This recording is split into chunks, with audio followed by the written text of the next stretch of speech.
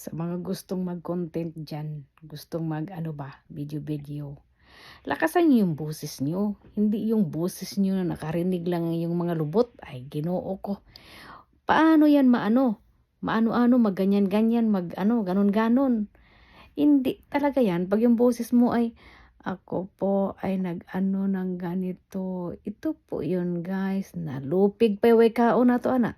'Pag nag-content gani ta, paski ako ha. Akong tingog day ug unsa ko kagamay, kung gaano ko kaliit, gano'n kalaki yung boses ko. Pero hindi pa rin ako naging viral day. Kaya 'pag yung boses niyo ay, ikaw lang nakarinig, ay naku day matuog ka na lang day ay. Naa na po'y masuko dira karon. Nagsabi lang naman kasi ako ng totoo, may magagalit na naman diyan. 'Di ba?